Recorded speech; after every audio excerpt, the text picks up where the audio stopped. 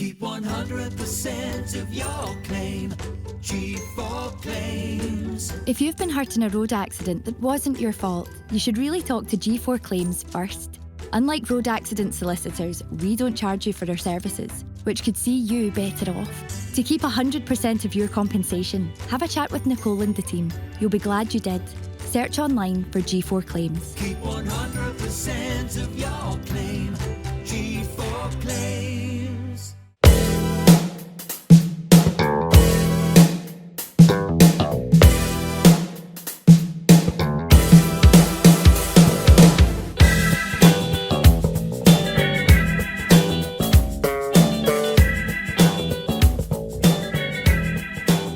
Ladies and gentlemen, welcome back to the Sellik the Thunder podcast, episode number 45. We're back in familiar surroundings, boys. Back in the G4 Claims studio, so thank you very much to G4 Claims for having us. It was nice to get away last week, though. I must admit, we were in a different setting. We're back to looking across the table at each other. Did you prefer? Did you prefer the? I know. I prefer just a normal conversation. Maybe not sitting in a straight line. We'll get looking at a camera. We're gonna get it one day. We'll get there. We're gonna have an editor at one point that can do the actual editing for a 2-camera setup. So if you enjoyed that last week, and fair play. But just to quickly start off the podcast, thank you very much to Paul John Dykes and everybody at Axon for having us last week in their Dalkeith studio for their big charity weekend. And I think they raised over £20,000 for St Mary's down in the Calton, which is absolutely fantastic. And it was a great privilege to be part of that and help out on the Saturday. We had a good wee show. Did you enjoy your visit, Ryan? Yeah, it was different surroundings, but it was really good. Nice to get away for a wee bit. Felt like a wee mini holiday. I don't know what it was, but a wee road trip. It was a wee road trip. It was that Ryan nearly killed us on. Aye, 2 or 3 times. I was waiting for that. It was really good. It was fresh as well, and it was good to have that sort of setup where we could look at each other without getting our necks strained. If you get what I mean. Their studio, and it's just a screamer in general, man. It was, wasn't it? Like just when you walked in, it's bigger than I thought, man. Aye. It's higher. It's a lot higher. It was good to meet a few of the guys as well. You know, it was a lovely day in general, and even though I nearly killed us a good few times on the drive, I'm just glad it's not this week because the black ice is out, boys. It's out in force. It's winter weather. But anyway, let's get into the podcast. Let's get into the Sellik the Thunder in normal fashion, because I like to be nice. I'll ask you how you are doing to start us off. McGinley, how are you in this fine Friday morning? It's a Friday show this week. Afternoon now. Well, yes, it's sorry, 1 o'clock. But I've just about caught my breath after last night. That was a crazy game to be at last night, but I'm glad I went. Yeah, I'm feeling pretty good, although there are a couple of negatives, but you know, it's a win. It's another win. We get 9 points in a really difficult group, so I can't really complain too much. And we've got Europe next year, so can't complain. Kieran, how are you over on that side of the table? Nah, pretty happy to be fair. I mean, as Ryan said, there is a couple of negatives, but we're starting off positive here, so it was a good game to watch. As we said, glad I went. No, that I wasn't going to go. I know, I was about to say, so we were doing the live show the other night, and McGinley was getting it like, what is it you said? You said something, your line of, your quote was something like, I suppose that's a reason to go or something. I was like, so watching Celtic isn't a reason to go. I was always going to go, but I was just trying to play devil's advocate a wee bit. It wasn't as empty as I thought, man, but the amount of spells I've seen on Twitter, man, it's probably the same cunts greeting about not getting a ticket for the cup final, man. They're no willing to turn up to these games. Leave it to those who are willing. That's what I say. True. Yeah, plus we've seen some of the, I don't want to call them the B team because we've actually got a B team, but the sort of subs and the second string team. The second string, aye. It was good to see a couple of those players. It was, and we'll dive into all of that. So let's start off there with last night's game. Celtic 3, Real Betis 2, and what was, as both me and McGinley were saying before we started the show, and as I titled my video last night, the weirdest game I've probably ever been at in my life. We knew it was going to be a little bit different. We knew that there was going to be some changes with the fact that, it was as they called, a dead rubber. But as we've seen last night, Kieran Old, Ange Postecoglou doesn't do dead rubbers. Exactly. I mean, it was a game that I was sort of in two minds of how I thought we were going to approach it, because before it, everybody was of the consensus, rest the team, there's no point. But in the back of me, I just had the feeling Ange might know of, but I'm glad they did make the changes. But obviously the one change that's going to be spoke about quite a fair bit, the impacts that had with Kyogo, we can come on to, but as you were talking about, I'm happy to see fringe players getting a chance in games like this, and especially Ewan Henderson. It's somebody that's always sort of mentioned, but no too much. But then when he does come on, he's always got a positive impact, and to score with his first touch last night, and people might not like me saying it, Mikey Johnson setting up the goal, but I mean, there's plenty of other things Mikey Johnson done last night that could be spoke about as well. Yeah, McGinley, when the team first came out last night, we seen that there was, right off the bat, 11 changes to the team that was fielded against, who did we play at the weekend again? Slipped my mind. Dundee United. There was 11 changes from that game at the weekend, and they called it the fresh look. What was your initial reaction to that? Because I for one, was quite excited in a way. I was quite excited, but at the same time I was quite shocked because I thought you'd only make 3, 4, 5 changes. I thought there'd be a couple of players that were playing. Maybe Joe Hart would be in goals, maybe McGregor would be playing, but wholesale changes, 11. I can't really complain because it's what I wanted before the game. I wanted us to rotate and keep some of our best assets on the bench. We'll talk about that more later on in the video, I'm sure, or the podcast rather, depending on what way you're watching it or listening. But I wasn't complaining. just if you're wondering why Kira went there was a noise in the back hall, so it's because I haven't put the sign on to the record. I know, we've not flipped the sign, so they don't know we're in here. Probably watch the cleaner come in 5 minutes time. But I was quite excited when I seen the team like yourself. I was like, there's some guys that will be desperate to show that they're good enough to play for Celtic, so they'd have some fire in their bellies. Yep.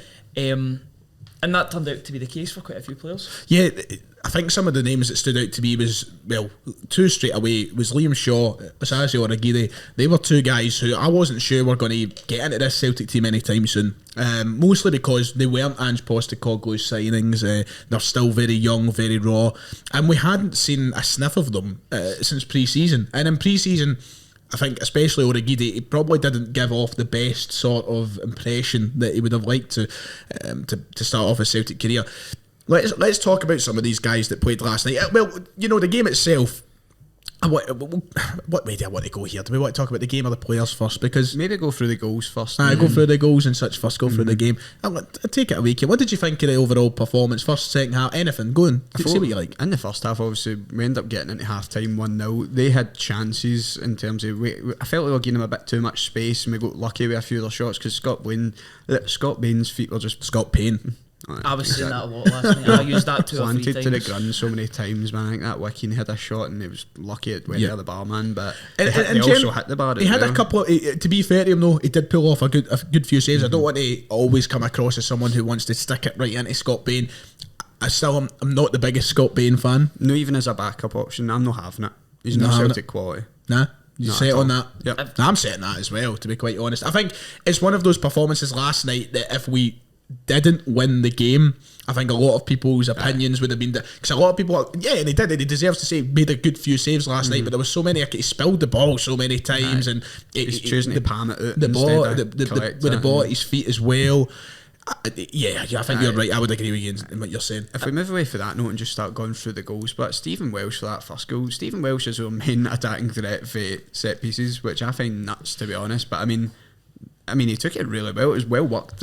I thought that was the most threatening we've looked for corners in a while last night. There was a couple of opportunities we were unlucky, but that first goal, the wee glancing header across the goal.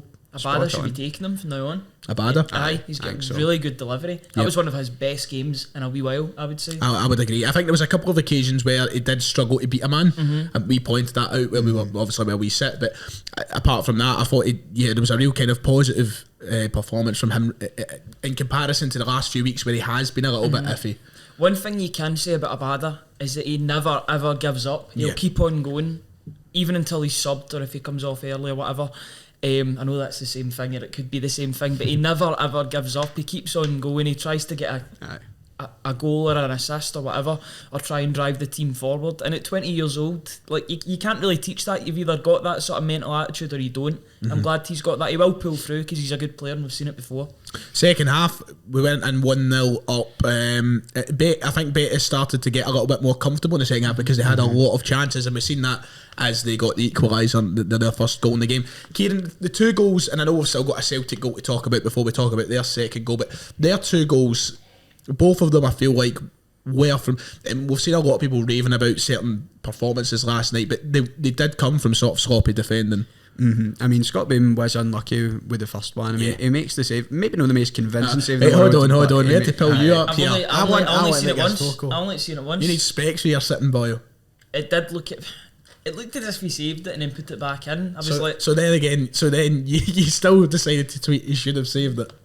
I mean, Even Think I'd before you only tweet. seen it once, and then I just didn't Yeah. delete it until this morning. See, I was like, I we feel had the quite bad. benefit of being in a position where we could see it hit off the post and then off his back, so it was unlucky. I mean, he probably could have made a better save for it, but he still did get a hand to it, so Yeah. you've got to give him that. But it is unfortunate. It's just the typical Celtic in Europe goal into it. But Aye. I know it's not the case, but see so many goals we can see at Celtic Park, I'm like, it's just pure individual errors every time. And that we were lucky last night with a few of those. There was a lot of individual errors. There was one Beaton passes the ball Aye. right to Betis, That's and, what I'm I saying. don't know how they don't score from it. Stephen Welsh does phenomenally well because he to doesn't make the come back. cleanest of connection, but he does enough to put him off, Yeah. and then Bain makes a comfortable save. pretty easy save. I was going to mention him at the start, but Stephen Welsh was outstanding. I last thought he was night. brilliant last night. And do you know what? He keeps on. I don't know if he's trying to go out there and prove me wrong every time, because I say, well, we don't really know where his ceiling is at this point. Yeah. But sometimes he comes out with these performances, and you're like, this guy could be really, really good. And that's the thing I hate about Stephen Welsh, because and this is why I'm trying my best not to get carried away with anything he does, because every time I feel like he puts in a couple of good performances, he erases it with like something stupid. He's got the benefit of youth on his side. Yeah. He's allowed to make mistakes. He's inexperienced, but I mean, as he grows, he's getting more and more chances. He will start to learn through these mistakes. Yep. And I mean, it's a pain in the ass when the day happened, but it's going to make him a better player in the end. Up. I think the thing about Welsh is you can see how much it means to him as well. Obviously, you've seen his celebrations last night after his goal. He wants to succeed at Celtic, and I want him to succeed at Celtic.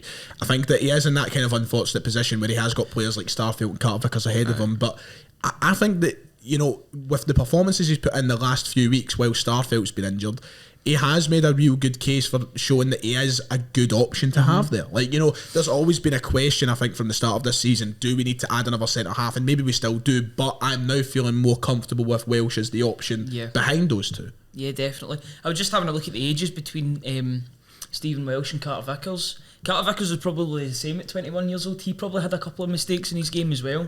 Well, he was out on loan loads of times.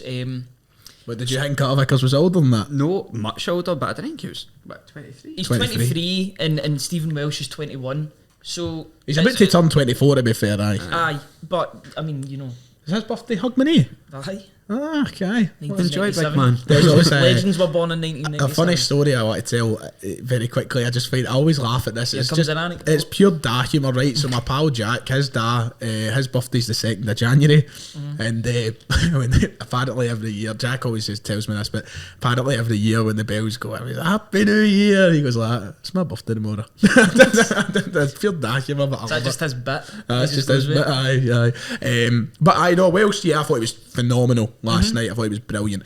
He's maturing a wee bit as well, He game has, by game. he has. I hope he doesn't get lost in the pack a wee bit with Julian coming back. And I he honestly, comes back, I know. We don't even know where that is. Where he is. I was getting people asking me, I do think when's he's the worth- next time you are on the fan presser so that you can ask Ange? I'm like, I don't really want to ask I know, Ange he about I that. already- think he's bit sick, back he's a bit, definitely sick of it. But those two goals, as you said, Kieran, typically European fashion of Celtic to concede them, because that second one, when Mikey Johnson gives the ball It's away, just- it's just frustrating. For that goal, but like, and then Origi and Beaton are both earlier, and the ball just gets put through the middle of the two of them, and it was poor defending. Like, that was why the downsides of Urigi's game last night. Just it looked a bit out of position at times and things like that. But Bain annoyed me with that, because I watched him when the ball was coming through, and he'd see if you're coming off your line, commit to it. Yep. Go for it. See if the ball gets taken around you, fair enough. You've committed one way to try to come out. He came out halfway, stopped, and then he's in no man's land, and he's left such a gap for him to score. Aye. If you're going to come off your line, you go to their feet and you get that ball. You don't come out, hesitate, and end up getting them a free goal. We always, and I don't know if it'll relate directly to this goal, but we always hear the phrase from commentators saying, make yourself big. He makes himself small. He does, doesn't he? That's exactly what I was about to say. Bain makes himself, like, if I was one-on-one with Bain, I reckon I'd be the most confident striker on the planet. You look at goalkeepers we've had in the past, Foster and Boric, I would say, are the two big examples. Yep. They always made themselves massive. Oh, I remember yes. Boric in particular done the big Yeah, starfish. he always used to do aye. he seems to go in on himself. He makes himself smaller, and Borja Iglesias made it was such an easy finish for him at the end of the day. You knew he was going to score it. We just knew It was it. a 1-on-1, and Baines hesitated like that. Send him one way. That's the difference though, because you see when another team's on a 1-on-1, you expect them to score. When we're on a 1-on-1, I'm not confident whatsoever. We can come on to that. We'll come to goal. that in a moment. I think for our second goal, but Mikey Johnson, it's looking like he stands still. He does well to get drop his shoulder and then get a really brilliant good ball ball. in, and then Ewan Henderson with his first touch, tidy wee finish. I mean, it's exactly what I wanted. Two academy graduates coming through and doing that. You but mentioned his name earlier. You happy to see him score?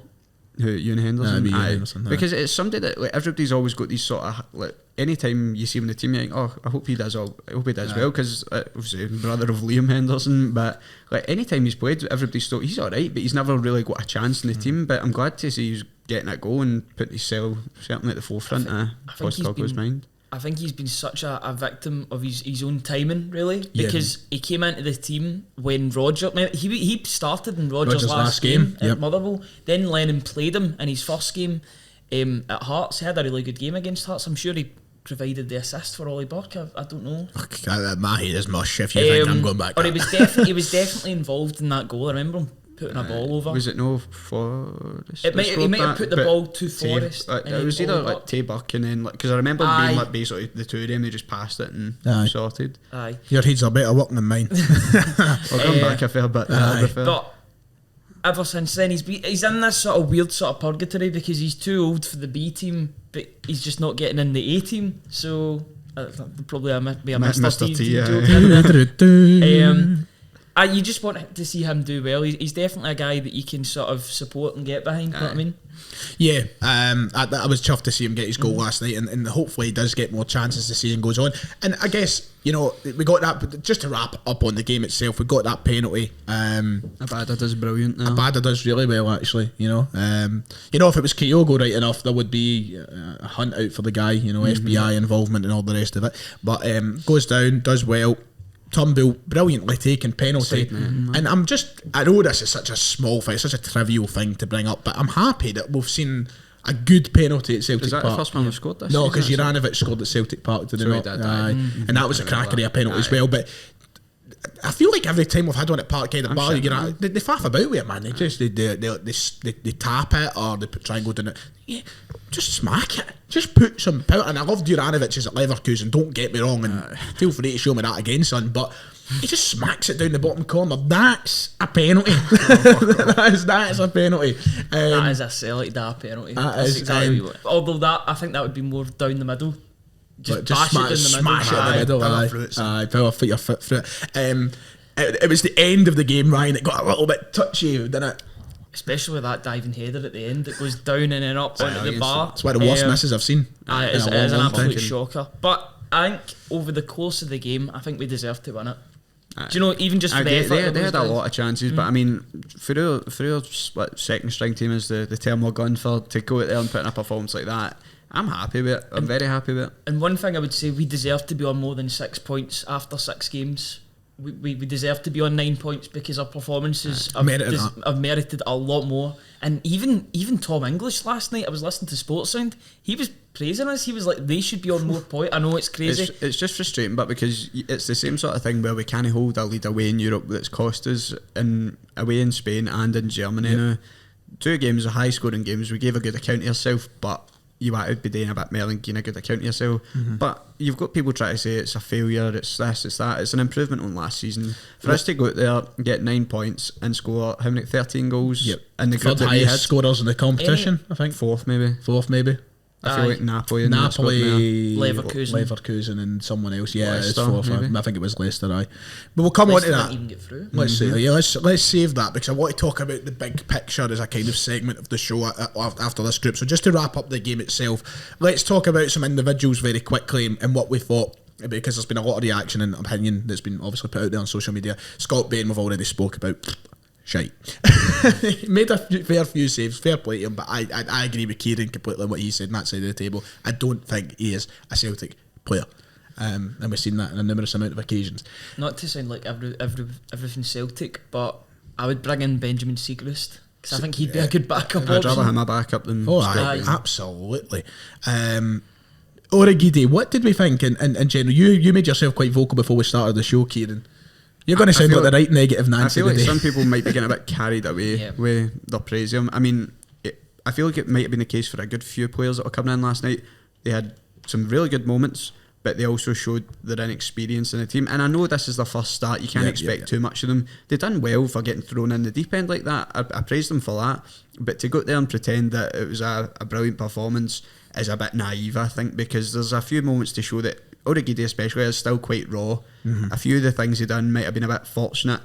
There's sometimes he was sliding into tackles. You can go back and watch the highlights. I watched the ones on YouTube. You can see what I'm talking about. He's gone in for unnecessary slide tackles. He's getting the ball and then they're through and goal with it. I'm like, just calm it down a bit. Like, try to do too much. You're saying it like you've seen it as well. His positioning was a wee bit off, but as I said, he's thrown in at the deep end, made some really good tackles as well, and you can't question his desire because he was in about it last night. And he loved getting forward as well. He was pounding it up the park when he had the chances. I don't think anybody here in this podcast is dismissing the improvement of him and the fact that he had good moments, but I completely agree with you, Kieran. I think it's that typical sort of what happens in Scottish football when a player comes on and has like one good game. Don't put too much pressure on them. Because it's the same as players like Welsh. They have a good game and then suddenly you see them the next time and you're back to, they're fucking hopeless. So I think it is about that gradual improvement and getting used to seeing them a bit more often. He'll have another 5, 6, 7 weeks until his game against Alloway anyway, so because there is no chance he's playing it right here's back what I was going to until say. then. He's got a lot of, I don't know, depending on how we're going to rotate the squad now, do you think he'll get any more chances before now until that Scottish Cup game? I don't personally think so. No, absolutely not. But after that Scottish Cup game, if he plays, I'm not even sure he'll get a chance in that I game. think it's an inevitability that he's gone out on loan. Think so? I think it is. I think it would benefit him. It would benefit him. I don't think he will play against Alloa. I don't, because He'll be gone by then? Alloa will be the first game after the winter break. You want won't to it? get the full team back. Yeah, usually And we're playing Hearts they 3 days always stick later. out the best team. 3 days later as well, we're playing Hearts. So I don't see any reason why Origidi would play in that Scottish Cup game, to be quite honest. Don't want him up against those cheats anyway at Alloway. Same old Alloa. But you see, just about Urigidi, I thought first half he stood out like a sore thumb and not in a good way. I Yeah. thought he improved in the second half. I thought his second half was better than his first, but I honestly, the way that I worded it to Kieran and David was like, see when you play FIFA and you like jockey an opponent, he was jockeying thin air. Like there was points where he was proper, like he's sitting jockeying. I'm like, what are you doing? I feel bad. what are you doing, mate? They were getting chances for the fact they wasn't tracking his runner. And People just going past him, and he was Jockeying thin air. He was still there. But just you know what? My man's controller If disconnected. there's one word that I could use to describe his performance, it's recovery. He always seemed to recover it after it. He shouldn't be giving them that chance. It's like what Maldini says: if you have to tackle, you've made a mistake. If that's the case, he was making mistakes the whole game.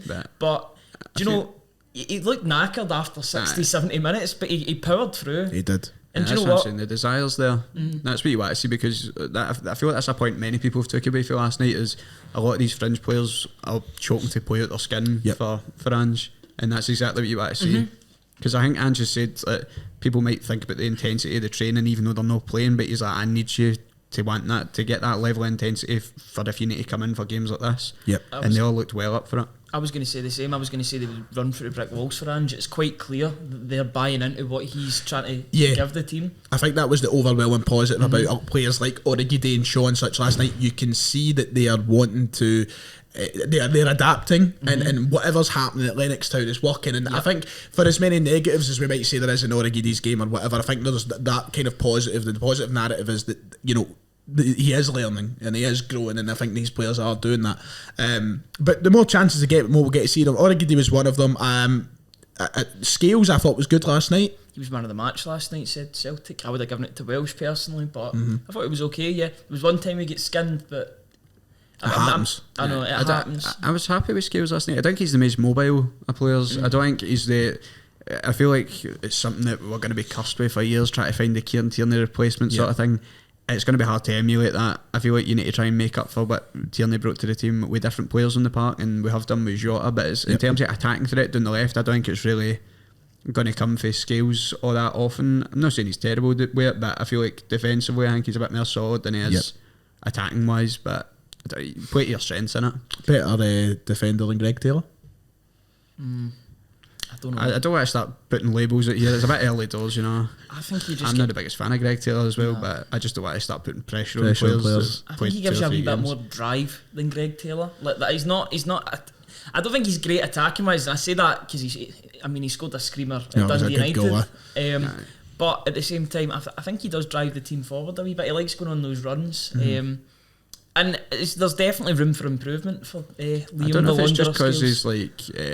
his main position was centre back and he can play left back, and that's why as soon as that happens, I just immediately think they're better at defending than they are going forward. But I mean, I don't know. I'm hopeful to see him get some more chances there next month because we've got a very packed set of fixtures coming up. I mean, you look at that team that we played last night. We had 4 centre halves playing. Yep. Basically, that's mad, isn't it? And about 4 defensive midfielders as well. Well, Beaton is a defensive midfielder, but he's been playing most of these games as centre half the past 4 or 5 years. Mental. Madness. When we won that game, Madness. Crazy. And the one other fresh face that I want to bring up very quickly, Liam Shaw. I thought he was tidy. I thought it was tidy enough. Yeah, I was getting him mixed up with James McCarthy a lot of the game. Green boots, mate. Green boots. I'm like, change your fucking boot. One of these need to stand out, and I couldn't tell who was who. So to be fair, I did find out pretty quickly who was Liam Shaw and who was James McCarthy. I'm not gonna go on that bus again. But my God, James McCarthy is just not a Celtic, an Ange player. No, he is not, is he? He's actually brutal. There was some 50-50s that I know we're supposed to be talking about Liam Shaw here, and I've went on to James McCarthy, and I really do apologise. So many 50-50s that he could have got to, and then just pulls out. Aye. And that was annoying me at times last night. There was just certain points. And I think a lot of players done that last night. I know, because there's like the ball's gone, and I'm like, there's 2 of them looking at it. I'm like, stop ball watching, and one he's actually claim it. But Liam Shaw did look quite tidy in that game, and I definitely think there's a future there. But I think he's another one of those players that will go out on loan in January. See, this is the thing. Just to get a brief answer. You see, when we put these players on loan and Urugide, a Shaw, who are we looking to put them on loan to? What level you want to see them go to? Because it's different to putting them into a team in our league. I feel like you look at players like Afolabi and that went on loan to the Championship. As soon as that happens, they're not getting in the team. I'm not saying that for everybody, but as soon as you see him go to Dundee in the Championship, United, he's not going to. He's not coming back to play for Celtic. With these players, I feel there's a bit more. They've actually been getting a chance in the Europa League. They're thought of maybe a bit higher, and it's not nice to say that. But what level do you think we'd loan them out to? Well, the way I look at it is, we bought them from a Championship side in England, so I feel like they should be playing for a Championship side in England. That's how I'd look at it. See, I feel like that you've got the option of trying to get them experience in this league, but what team would they? But See, I wouldn't mind that as well. You also want them playing for a team that's not going to be 11 men behind the ball. We need guys as well, though, that are going to maybe try and take something off the Rangers this season as well. We'll be able to drive when they do come up against Rangers. I know that's sort of small mentality, but I really want them to get used to this league. I want to send them out to like a Motherwell or a Dundee or whatever. If they get game time. Dundee. I That's don't know how low you go with, but because it's whether or no teams in the top half of the league are going to want. Yep. Because it's, to me, I think the only teams that I'd be interested if I was the one in charge would be top half teams. If not English Championship. Liam Shaw to Dundee United or something. Yep. I wouldn't mind that. Yeah, I think that'd be a decent fit. After watching them at the weekend, they probably need a couple of players. In the midfield, they're quite thin. Especially if Butcher's getting suspended every time he comes on the park. I'd like to see it. Like, you look at like the Championship table, and of course Sheffield Wednesday are down in League One now, aren't they? So they would probably not be returning there. But you look around the teams. A team like Cardiff, they're down at the bottom of the table, but they scored goals, and I don't know, maybe a Bristol City. Or see, that's the thing, but you need to remember they weren't exactly playing. William Shaw was getting a bit of a chance. Origi was in and out, wasn't he? So it's like, what level are going to want them, because it wasn't as if they were pure mainstays. Liam Shaw was getting game time. I think he might have fell out of favour a wee bit near the end of the season because he had signed that pre-contract. I don't know if I'm wrong in saying that or no, but I feel like that's what I remember happening. But it's just, I don't know, I'd like to see them get, as you said, at a team that's going to have a bit more attacking threat. It's no just camping behind. It's just about getting the experience to come back and then apply what you've learned to the system up here. So it'll be one for January, so stay tuned to the podcast and we'll discuss that in great depth. Let's move on to that bigger picture I was talking about before we get into this game. I know this game seems like a lengthy one because we're about 28 minutes in and we've only spoke about Betis, but there is so much surrounding this game and so much that we've learned that we need to try and digest.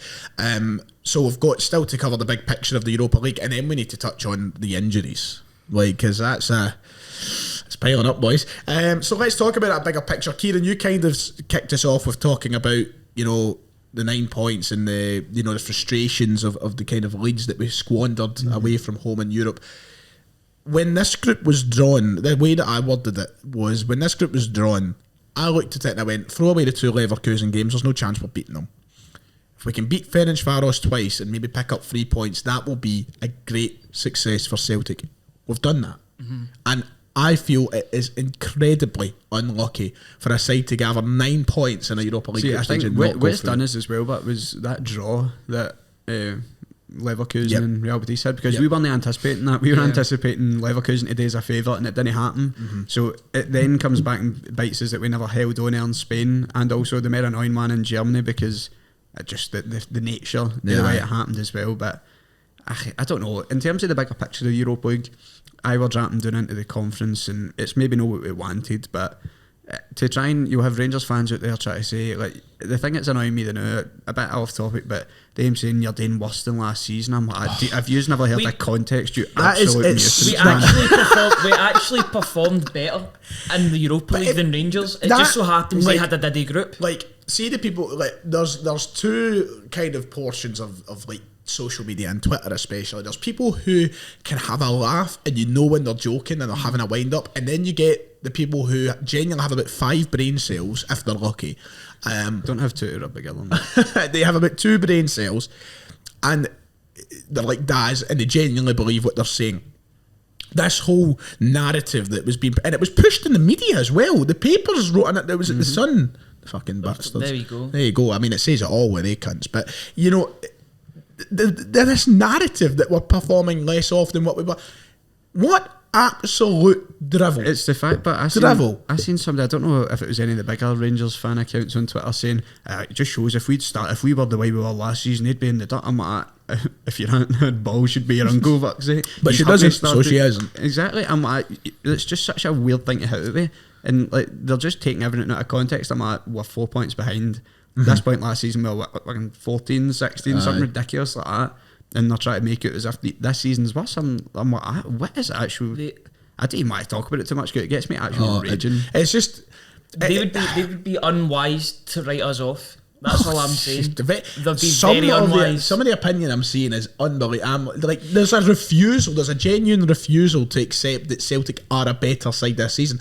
I'm not saying a better side than Rangers, I just mean a better side been than an what we improvement. were. But there's been this refusal to admit that Ange Postecoglou has done well. And that Europa League group stage is a part of that, because we were getting spanked off plumbers last season when we played Sparta Prague. And this season, you know, we're going toe to toe with the team that are sitting first. I seen a comment on my channel last night. I know you're dying to speak, McGinley. I'm sorry if I keep rambling here. I seen a comment on my channel last night. So I said on my video, I'm immensely proud of Celtic for beating a side who are third in one of the biggest teams in Spain, third in the La Liga at the minute. And the comment was basically a Rangers fan on a rant saying, I can't believe you've just came out and you've hit out with one of the biggest teams in Spain. You played absolute diddies even with our strongest team. And I'm like, well, why is there such a They're so desperate to try and write us off. Yeah. They're desperate to paint Ange as well as a sort of Pedro Caixinha sort of character They're when he's choking for not. it to be. They're choking, absolutely choking for it. But they know deep down that we're onto something here. We've got something special. It's fear. It's got to be fear, because they realise that we're not diddies anymore. We're not the diddies of last season. We're improving game by game. It's just naive for them to try and so desperately push the narrative that we've no improved, but it's clear there's been an improvement. You can try and take it out of context as much as you want. It doesn't work like that. No. We're 4 points behind. It's no the end of the world. Like, And it could be different come the end of December. There's a long season ahead. I think it's just it's part and parcel with it, a title race, isn't it? I think a lot of it just comes down to the social media age of football at the end of the day, because 15 years ago, if something like this was happening, if you spoke to Rangers fans in the streets, they would be talking about an interesting title race. You wouldn't be hearing the opinions and seeing social media. It's so easy for the social media age to present narratives like this. Do you think they're a wee bit scared? I think they're a wee bit scared. I think there is that. There's a wee fear in there, I think. There definitely is an aspect of it, and that's the way I looked at Kyogo and the narrative that was being pushed about him. I thought that was down to a bit of jealousy, which fans in the comments were quick to dismiss, but when they're quick to dismiss it, you know it's right. All of this is just putting fire in my belly, honestly. I'm loving this. You steady, No, steady, I'm boy. steady. Easy We've still got to talk steady. about that topic that happened last night, which is kind of... Right. That's kind of calmed me a wee bit. Aye, right. So let's get this Europa League. I think that when you look at where Celtic were when this group kicked off, I think I'm so proud, Ryan, of what I just managed to do with this group. I really am. I didn't think there'd be a hope in the world when this draw was done that we'd get 9 points. I really didn't. But here we are. We've done it, and I think we're still immensely unlucky not to go through. I absolutely agree. And there was a Rangers fan that replied to me last night, said, "Oh, you done this rebuild with 20 million?" I'm like, "Yeah, that's even more impressive." Some rebuilds cost even more than that, and they don't get the same sort of results. I know, that's what. See, if we do go into win the league issue, but the money you spent, they'll do anything to try and fucking diminish it. I know. Just, I hate cunts, man. Just look at the net spend of the players. I know. Probably not even. I know that things aren't. I know that the finances aren't exactly rosy over the road at Ibrox, right? When have they been? When have they been? So I know they are in a position where they can spend £20 million. Unlucky, but. This whole you spent £20 million, right? Okay, we also sold all of our best players during the summer. What do you think a rebuild is, you fucking idiot? That's how the way I look at it. Like, do they expect a rebuild to be just bringing in the youth team or something? Like, that's the whole point of it. It's not our fault your club has no money to spend. They just wanted it to be the way theirs was, spending pennies for years. And if we can afford to spend the money, if we've sold Edward, we've sold Ayer, we deserve to fucking spend it. If we've sold players like that, you need to spend money. You need to spend money to succeed. But that's the thing, and I'll always give credit to the fans who can sit down and there's just that section of rival supporters who just refuse to admit things like that. There's plenty of opposition supporters who sit down and say what we're saying, there's plenty of logical fans out there, but the people that are the loudest are the ones that are got nothing to back it up. The moon howlers. They've not got anything, they've not got a brain between their ears, man. Sponge. Jam, if you like. Jam for brains. Jam for brains. Do you know, I'm proud of this team though. Yep, I really am. 9 points. How unlucky can you be? 9 points. It's not what we wanted for the outset, but I mean, it's not as if we took a pure hammering it. Apart from we took a pacing against Leverkusen at home, but I mean, it's the only one. It was expected. And even in that game, we had chances as well. And we were good, but at times we were actually good. If Kyogo was clinical, we would have scored 2 or 3 goals, and it's mental to say that because that was his first game back for injury as well. Keep in mind. But in terms of I think that it's so positive and so promising as to where this team heads under Ange Postecoglou in Europe. If we can do that in the first season of a rebuild against one of the best teams in Germany, one of the best teams in Spain, I mean, the good days could be coming back to Celtic Park in terms of European football. We could be experiencing a lot more positivity than what we've seen recently. I think all the players in he's wanting to actually buy into it completely, give him the squad he wants, then it's heading in a very positive direction. And just briefly, gone into January, hearing the rumours of these 3 Japanese boys coming in, Maeda, Hitati and Ideguchi. To hear that we're actually planning ahead to try and get players in for a January transfer window right away. Fresh. New. Like, it's just, previously it's just been bumbling about getting linked with here, there and everywhere. Can I get players we want because nobody wants to sell in January? We're tapping into a market where it's actually able to get players in because their season's finished. Everything can be done hopefully quite swiftly, and even in terms of getting the work permits, getting them into the country beforehand so they're ready to play if need be on January 2nd. That would be a statement right there. That would be. Just get Maeda in as soon as possible. Yeah. That guy will light up Scottish football. So a nice wee segue into the next topic. We might need Maeda in time for the 2nd of January if things keep going the way they're going. Scott Sinclair moment on the injury table, because they're piling up. And last night, the decision to bring on Kyogo Furuhashi has been hugely debated. I say hugely debated. I think most of it sways one way. A lot of people said he shouldn't have been on the park. Seeing him come on, there was that fear it was going to happen. I feel like it was around the entire stadium. Everybody watching at home, everybody feared the worst, and the worst happened. We've seen him go off, head down the tunnel. We've seen this movie before. Yep. Look, I'll get my point out there very quickly because I said it once again last night. I think Ange has been incredibly unlucky. A lot of people holding him for bringing him on. Yes, in hindsight, he shouldn't have came on the park. And even when he did come on, I said to yous, I wish he never came on. But he was the only ever recognised striker on the bench. He was forced to make a change. It was probably not in his plans. It's happened. He's went off injured. It is incredibly unlucky. I think a lot of people have been harsh on the manager for it happening. The frustration is real, but we know who to blame, but I'll be in a yeti. again, it's another injury where the two of them are trying to do something positive, both Ayeti and Kyogo. How many times this season have we been punished? Even last season with Julian, but you think of Starfelt as well. How many players have been injured because we're trying to do something positive and try and get forward or trying to recover a ball? It's ridiculous. He presses for the first time all game, pulls his hammy. And that's why he doesn't press. Just to read out what Ange Postecoglou has said in response to the injuries at the moment. Of course, we heard that post-match press conference last night where he said it's not good. However, I feel like people are taking that a bit out of context. I think he means it's not good that he has had to come off injured. I don't think he means it's not good in terms of... Because they went on to say, we don't know the extent of it. Yep. Give me a chance. The game's only just finished, sort of thing. Yep. So I think that we need to just wait and see and be patient with it and hope for the best. But afterwards, he said, we've got a few injuries, but the amount of games we're playing is just ridiculous, to be fair. We don't have the squad to cope with that at the moment. Luckily, tonight, we got some 90 minutes into players who will help us moving forward. We had to battle hard and played some good football. Blah blah blah, talks about the game, but he touches on how the training and such does probably have an impact with the injuries that we're getting. We've still got 7 games to go between now and the break, so we have to make sure we keep presenting ourselves well and get more game time and guys who played well tonight. It's not ideal, but the guys have coped with it in the past. As you saw tonight, we have a good level of intensity and an energy, and we're looking to keep doing that in every game we play. So yeah, he has kind of touched on the difficulties surrounding it. They are kind of piling in. Ryan, how does it make you feel in this run of fixtures coming up? Not great after we lost Jota, if I'm being honest, and then Kyogo. There's 2 of your biggest attacking outlets just out. You'd probably assume for the cup final, at least. Yeah. If not, then for the game against Rangers, which isn't ideal. In between this massive schedule that we've got as well. But it's the risk you take when you play this high pressing football. Bielsa got it, Klopp got it, and Ange's got it. These injuries happen when you're not used to it. When these players aren't used to playing this level of football and this style of football.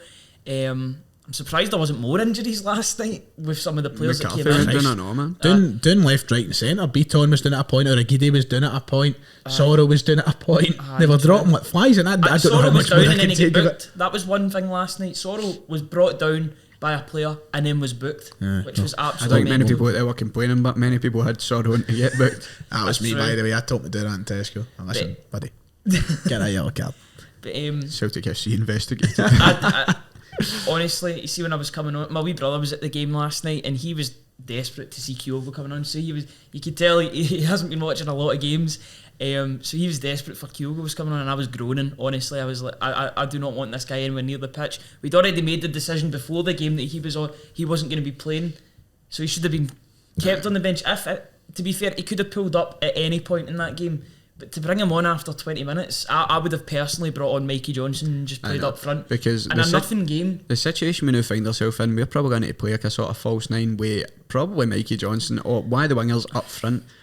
The argument can be made that he should have just done it at the time and avoided this. But it's hindsight. It's hindsight, and that's why I don't. Everybody was in agreement Kyogo should not have came on last night. But the way I look at it now is, if I put myself in Ange Postecoglou's shoes, I don't agree with that point. I know his hand was Ange's always going to take that risk though, because he takes risks with everything. And also, when you look at a European game where you're playing pretty well and you're 1-0 up in the game, you're not wanting to bring on Mikey Johnson. You want to keep going. You want to bring on Kyogo, and that's why I feel. I think he was bringing much into the game, but it's not like we were trying to replace we need to replace the energy he was bringing. Mikey There was no Johnson energy. would have probably been an upgrade. The only energy he brought ended up getting him took half the park. Roy Keane here. Really? The most overrated. I would punt him in January. He's off. He just doesn't afford to be punting Don't be sure he can pass a fucking fitness test. I know, medical, But how does it make you feel for the cup final then? Does the confidence take a knock? Aye, it takes a bit of a knock, but at the end of the day, we should still have the squad to get the result in the cup final. Realistically, that we're talking that way, but it certainly infuriates you because same situation as 2 years ago where we had Lewis Morgan starting up front in a final against Rangers. Yep. So I don't know. It seems like we're going to be heading that direction again because realistically, Kyogo will be missing that. J.K. Marcus, he won't be back, will he? No chance. He's out for a couple of weeks. Yeah, no chance he'll be back. I thought you were never going to see him really. used to that. That was just after the penalty, that's it. Aye, that's him gone. There's GG away. GG We'll away. always have the penalty miss. We'll always have that goal against St Johnstone. It's frustrating, and you look. I think that Jota and Kyogo, just you look at the other injuries that are in there just now. Ralston, Yeti, and a couple of wee niggles that come here and there. Long term Julian as well. Long term Julian, we can cope without them, but it's just the fact that it's Jota and it's Kyogo. Like, There's you time for couldn't players pick- to step up. We're a team that's always able to get goals for everywhere. Time for Tom Rogic to step up even more so. You love Hampden. David Turnbull to try and get a bit of solid form, goal scoring form again. James Forrest to have the form of his life. Like, we need people to step up now in what is going to be a horrid run of fixtures. Even just going back to the first goal that we got, we need to be scoring more corners as well. We need some of the We need to be defenders to be. utilising Set easy- pieces. easier I things see like now. that. What do you, so I want to ask this question to you very quickly. What do you prefer? The short corners or actually getting it in the box? In the box. in the box. In the box. Until In the box. we're, the box. we're totally Who's in trained the up box? to do Aye. short corners, I'd much rather just get it in there. Yep. I like that. Okay. See, one thing I want to try and squash as well, I had a thought about it last night. A lot of people are at Lewis Laird scene on Twitter. Aye. Who's good for the B team? Ange's not going to start a B no team chance. striker. No chance at all. I don't see it None happening in the sort. slightest. He will go false nine if we need to. I think you'll go Abada. They could go Abada. Abada ends up being a striker. We've in some got games anyway. Abada. He's up front. Don't think that'll catch on. We've Fellow got bear. we're playing Rangers. They're full of cunts. Come on. Get it going, Stop banging boys. the Get it table. going, Bears. What is it? Brimland to Copeland. Brimland to Copeland. Let's get this going. Let's get this Phil. going, Bears. I don't know who sits in what end. I couldn't tell Someone you. came on the subway. Right. Hopefully we cope with the injuries, and we'll be here on the next podcast to see what the injury update status is. I'll be Probably be more by the time on we the get channel. I've been thinking about this as we were talking there that before we get onto like the last sort of segment of the show. I was sitting there thinking, I'm like, it's such a big week for Celtic in terms of what we've got. So we've got Motherwell at the weekend. We've then got a midweek fixture against Ross County, and then we've got, of course, the League Cup final. So the next podcast will probably be the pre-cup final special. Wow. So we'll have to get all kitted out and have a belter for that. When will we be filming that? That's the thing, Cup finals on the Sunday, innit? Probably either Thursday, Friday or Saturday, probably. Maybe it's probably we'll find a way. because I mean Friday we're in here doing. Oh, that's right, TSF. aye, the TSF, aye. So, yeah, we'll get it sorted. There's a will, there's a anyway. way. We'll find it. There's a will, there's a way, kind of beautiful. Who sung that again? Avicii? No, he didn't sing it, but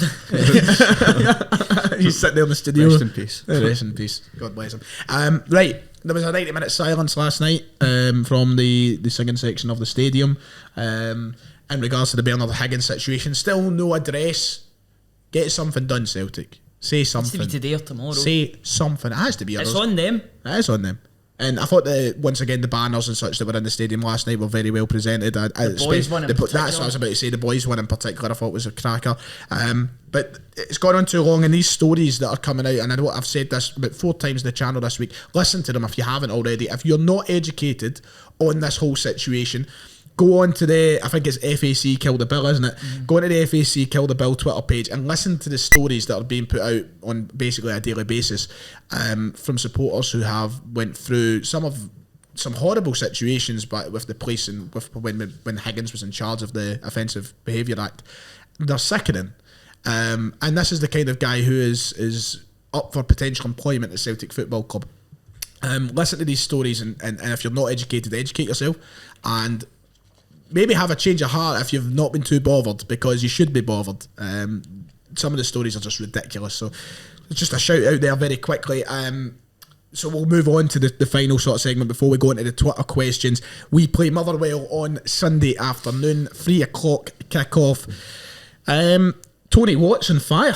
Yes. Is he going to be on fire at Celtic Park? Better not be. I don't know. Yeah. Listen, he's down the road. He's fucking First Park's down there. He'll probably be down there somewhere. I'll get him to help. Very much one of the form teams in the league, I would say, Motherwell at the moment. Yep. They'll always bring, you know what they'll bring. They'll bring a hard style of play. A Barca style of play. Better than a Barca style of play at the moment, man. Motherwell are always dirty bastards, man. That's the last thing we need Keith right now, Lasley man. effect, innit? Ever since he came into into their team, they've About just become 40 years half and ago. I know, half and bastards, man. But Yep. What's their form like recently? Is it 2 wins or 2 wins on the trot?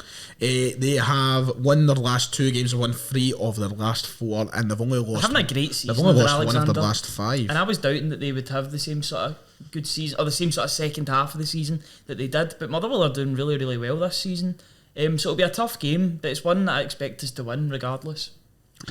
Yeah, I think it's a Celtic Park game. It's one of those ones. Motherwell are always a hard-working team, especially coming to Celtic Park. They know what they're up against, and I don't think it's been a while since they've really had a bad showing, like too bad a showing at Celtic Park. So they will be well up for it. They're looking to keep their run going. Hopefully, we can try and keep them quiet and see how we get on with a recognised striker up the top. Yeah, that's obviously the big questions around the game, the team selection, how will that be? But it's important that we keep the form rolling in the league. It's important we get 3 points. You'd imagine the strongest team to return, Ryan, at the weekend. They're the strongest available team at the weekend. Yeah, you'd expect guys like McGregor to start, Turnbull, Rogic, Juranovic. etc. Yeah, Juranovic, can't wait to see him back. Missed him yesterday. Although Urigidi was alright, I love Juranovic at right back. He's my favourite new player in this team, I would say. Who's playing left back on Sunday? Jinx Taylor will play. He played against Dundee United, so I expect him to go straight back in. Yep. Hopefully Starfelt and Carter Vickers. Mm-hmm. Or Welsh, I don't really mind if Welsh plays at the moment. I'd rather the 2 back in. You want to play a strongest 11, and our strongest 11 has Starfelt and Carter Vickers in it, so... Will we get a podcast filmed before midweek? Perhaps, who knows? We'll have to wait and see. We might. Actually, we could even just do it like Thursday and then review the Ross County game and then look forward to That'd the... be quite good because it'd take you up to the hour mark. So hopefully we have a quiz. I mean, we're only as well. talking about 2 games. We've nearly got to the hour Christ, I mark. know. Got a TSF It's a to packed film one as today, well. and we've got a TSF to film with. We've got 45 minutes. 45 minutes. So we'll go very quickly for our score prediction. I know this hasn't been much of a preview into the Motherwell game, There's but been too much to talk there's been about. so much to talk about, and what is there really to say apart from Celtic should be winning the game? We can dissect what both teams will do, but I think we know fine well what both teams will do, and hopefully Motherwell don't hammer throw. That'd be nice. That's like saying Please, Motherwell. expect Motherwell Please. to not play like Motherwell. Who It's do not we- going to happen. Who do we play on Sunday again? Did you see Hibs hitting it with that fucking piss poor? Relegate the They should get a bastards. manager first before they come out with shit like that. It was maybe Yeah, before. by the way, is it going to be? Save it for TSN. Is it going to be bad old Lenny? Well, I mean, Gray. Dempster's gone, so... But no, it's David not. Gray is in Lennon's charge never for the getting that job. foreseeable. Lennon's not getting that job, is it? Del Boy coming back. Del Boy, Del Boy could have. Chipper, give it to Chipper. Chipper. Christ. Well, how far Hibs could... It's weird that the Jack Ross saga was weird, but we'll save that for TSF. Yep, we So certainly will. let's go for our score predictions for Sunday afternoon. Lazy Sunday. Who sung it? Lazy Sunday afternoon. I know Sunday, bloody Sunday, but no, I'm not lazy Sunday. Who sings Lazy Sunday afternoon? idea. I've actually forgot off Is the it? top of my I head. don't know. Here I was going to say that we man, are, the one you said sitting wrote a song about his 16-year-old sister or something. The pervert. It's a Small Faces. Is it Small Faces? It is a Small Faces. Of course, it's a Small. I love the Small Faces. I just can't remember. I was stuck between the Small Faces and who's that other 60s band? Faces. No, The Beatles. no. I just listen to 60s music all day, so there's a plethora of them in my head. More of a 70s man, but I appreciate that. 60s is my place. That's what I like to be. You know, Gold Radio, 60s Saturday. Gold Radio Boom. is good. The older you get, the better Gold Radio becomes, It's honestly. just me and my dad stick that one. But, Right, on to the Twitter question. score prediction. Score predictions. I'm going to go 2-0 because we don't have a striker. I would have went for 3-0 if we had Kyogo, but 2-0. I feel I'm going to go 2-0 as well, just the safe option. That's what I'm hoping for. You're only far off of your 7 each last night. I thought we were getting there, man. We're sitting there like, might be right with that. So I might have to hand them that £77 note. I'm going to go for a 3-1 Celtic win. Take it. Take Take a win at this stage. 3 points. Take is any what 3 matters, innit? points. I don't care what the fucking score is as long as it's 3 points. Right, McGinley's got your Twitter questions up ahead of us. Just very quickly, we don't have a quiz this week. We thought it was best to avoid it, considering the fact we do need to do a TSF after this. And also... I don't want to lose another one, so... I left it a bit late to ask Matthew Duff as well, so he had uni work to do. So, let's go. Twitter questions, McGinley. Take it away. The first question, and it's came up the top, is from Elaine McGinley, who is my mum. Your mum's on Twitter? You're joking. She'll get a couple of followers. Does she from watch this? She does until I start swearing, or if you start swearing. Oh, and what, then she Was not she like the one that commented? When does she not like you swearing, though? Nah, she's not a fan of the swearing. That's the swearing away. Shocking. Sorry, Mrs. McGinley. I'm sorry, Elaine. I do apologise. So I've been a bad influence on your son. It's true. These things happen. There's my politeness away. So she's asked. This is due to the Boxing Day because I'm going to my grand's house for Boxing Day. And then she sprung this on us that it'll be a Christmas jumper day.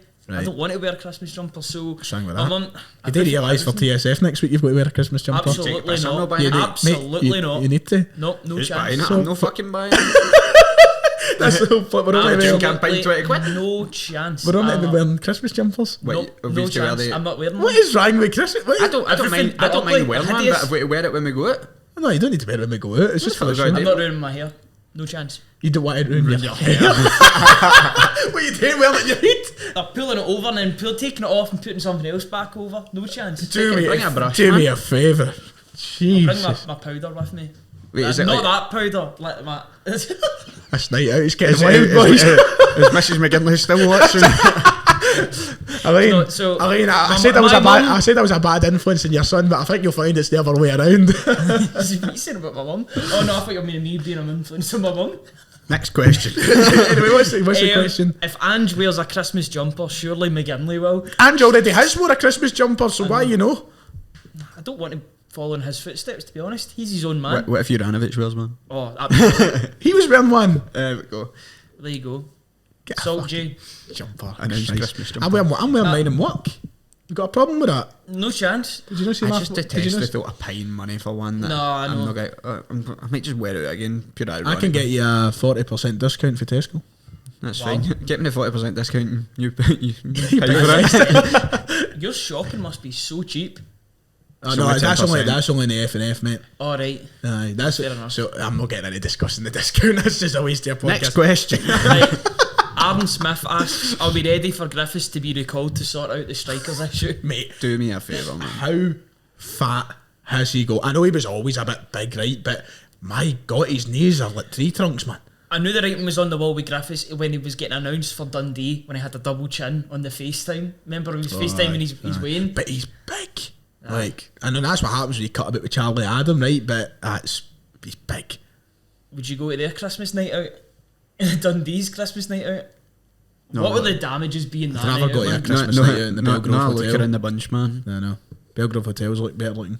Fair enough. Nah, which is now shut, but... Is there actual people out there talking about recalling that waster? Probably on Facebook. I know. I'm not getting into Facebook again. My tweet the other day made my thoughts on Celtic Facebook groups very clear. Bring back Griffiths. Deactivate the fucking website, man. Honestly. Mark- We've got to look after Griffiths at the end of the day. He's still our player. You can't be getting all that abuse for the Rangers fans. Do you think Like, that... I do you think they'll go away when it becomes meta? Oh, I don't really that's use Mark, those Mark, terms. Mark Zuckerberg's first order of business. Get Delete rid of Celtic it. FC to the core and all its other pages. Celtic FC and laughing at zombies. I get banned from that because I was laughing at Griffiths or something. Excuse me, you have to laugh at zombies, not Griffiths. You can't call them Rangers. It's Sevco. Right, next question. Fitzy asks, should the wee guy who ran on the park last night be employed as a movement coach for Abada? Drop the shoulder, Phenomenal. train him down the river, man. Unreal. What was it our pal Mogi said? He's skint more people at Celtic Mikey Park than Johnson. Johnson has his whole career. Probably true. But see what annoyed us, but I seen people that'll be another fine for you for that. Wind your neck in, son. Aye, Seen that like tweet. I'm never what. See when it's like during the game and a 40-year-old Aye, but man half runs time. on. But it Takes was a it to couple perfection. of kids at half time. You know, they're having a laugh. You know, getting it- like, it Should was have been killed. It's the best laugh I've seen there for a long time, man. That was fucking It was hilarious. great. The Betis fans were clapping him as he was getting escorted See, out the we ground. were away doing. We were heading down for a fag at half time as we do, and we were just going down the stair, and suddenly I just hear this kind of eruption of and I was like, "What the fuck's going on?" I thought somebody had like won the windfall where we were sitting or something. I was like, "What To the see fuck's the that wee, the wee guy made the great escape as well, man. Aye, jumped the barricade and really everything. respect that. Brilliant. And fair play to yous. If you've watched the podcast by any chance, then well done. Ryan will get you a signed tap. Uh, He's paying for it. I pay for everything apparently. Reese Not for the asks, fucking. sorry I didn't mean to cut you off. I'm not getting it. It's cut off his nut because I may just chip in for the tickets. Right, next one. fixtures? Asks, how big will it be for the confidence and mentality of the team if they go this full period without dropping points and picking up the League Cup with no Kyogo or Jota? Huge. Massive statement. Huge. Huge. Absolutely massive. One word answer is all that's needed there. Yeah. Huge. Should Ewan Henderson finally get his chance in the side, asks Adam? I think he'll maybe see a bit more of the bench and maybe get a few more sub appearances, but I think realistically, I think he's going to get. I'd like to see him maybe get a chance, but there's nobody who's shifting at that midfield now, I think. I agree with Kieran completely. If the opportunity does come and he can progress his career somewhere else, I don't want to hold him back at the end of the day because he's had a really shit time of it. Yep. Yeah. If he has to go, he has to go. Jamie asks, is it time for Vasilis Barkas Whenever to he find even his true role as a false nine? We never touched on it. He's done. He's finished. What has he got to do, man? What has he got to do? Be a competent goalkeeper. Shut up. I wanted him at the start of the season. Hey. Yes. Shut up. He's Listen. fucking useless, man. Right. Yes. Last night was the chance for the final sort of resurrection, and Resurrection? aye, For what? Play one game? and yet he should have had one last dance. Like we know, This is sound like Chris Commons, 2016-17. we know that he's leaving in January. Last night should have been the last dance for my Vasilis Barkas. We'd have lost that game by a lot, man. How dare you? He would have been sitting leaning against the post with his fucking feet crossed. He'd be that picture of naked SpongeBob, you know, the just sat there. He's just sitting there. Look, I can't wait to do the Barkas tribute episode when he leaves. I'll celebrate when he's I will not be. that fraud. I will not be taking part in any Barkas celebration. I'm going to episode. make I have to say the last I was lying in my bed last night, right? Don't ask why, and I was thinking about Barkas leaving. What? I've just thought. I was lying in my bed. I was thinking about Barkas. I was thinking No, about it's just the way you said don't ask why you were lying in your bed. Is that like not a normal thing to do, mate? I was lying in my bed and I was thinking about Barkas leaving, and I'm going to sit down and I'm going to edit the greatest compilation. And better of just be that Barkas. one save against Ross County on repeat. No, listen, don't be disrespectful. Different angles. Don't be disrespectful to Vasilis now. I'm going to make the greatest compilation of all time, with any football compilation ever, backed by My Hero by Foo Fighters. This man won't edit a 2-camera podcast, but This is going to be the greatest. It's going to be My Hero. And it's going to have him walking up the Celtic way now. There goes my hero. I love that song. Watch him as he If goes. you're still watching, in the comments, write Barkey is my hero. Thank you. There we go. even though it might pain you to type those words, It'll mean a lot to me. Nicola Sturgeon is hot. Has asked. I've seen this At question. Sturgeon is McGinley single? There is no McGinley here. So I don't know. You need to ask him. Celtic, you're Is never McGinley single?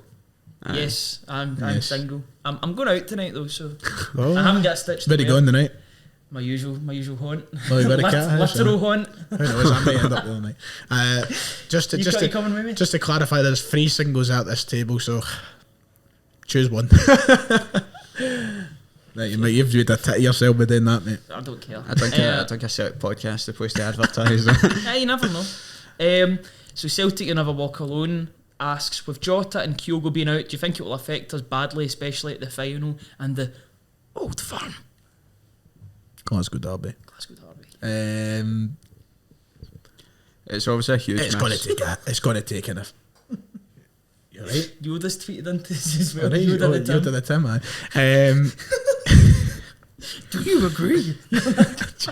I think it will obviously take an effect on Celtic. You'd be naive to deny that it won't. But I think that we have got the quality, and I think Ange's got the management ability to get through it. And I think we'll be in a steady position. And I'm excited for the cup final. So ma.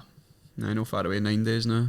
Oh yes, What a day it'll be. what a piss up that's going to be. I've got to have fuck everything, man. Who'll be in the dugout for Hibs? I feel say for us. David I was Gray. like, David Gray.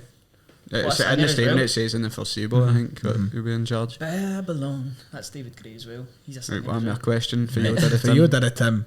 Yoda the Tim. Do you want me to do it in the Yoda voice? No, I'm not going to do it. No, absolutely not. Do you You'd have to do it backwards as well, right? Read it backwards, but don't do the voice. Mikey Johnson is a Agree. terrorist. Agree, do you?